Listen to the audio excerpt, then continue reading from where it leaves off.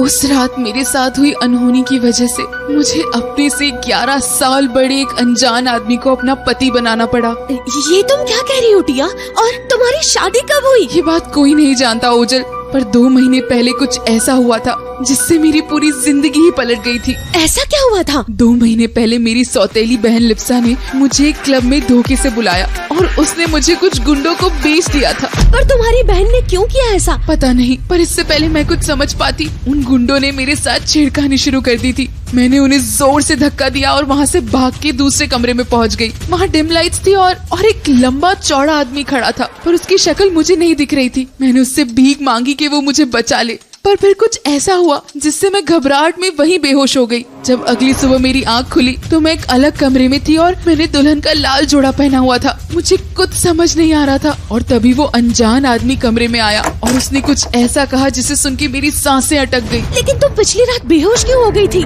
और उसने तुमसे क्या कहा था? उस आदमी ने मुझे उसी वक्त उससे शादी करने को कहा और मुझे ये शादी करनी पड़ी। पर क्यों? क्या वो तुम्हें पहले से जानता था? वो मुझे नहीं, मेरी सगी माँ को जानता था। उसने कहा मैं बिल्कुल अपनी माँ की तरह दिखती हूँ और मेरी सगी माँ और उस आदमी के बीच कुछ ऐसा हुआ था जिसकी वजह से ये शादी करना मेरे लिए जरूरी बन गया था। लेकिन क्यों? आखिर कौन था वो आदमी? वो आदमी है इंडियन का weapon king Ashwath Aryan.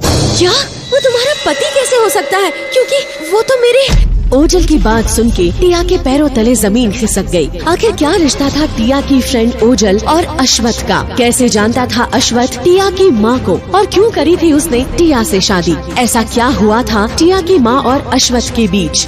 Dear listeners, अजनबी का सच अभी जानने के लिए क्लिक प्ले नाउ और सुनिए ये romantic story silent love only on pocket FM।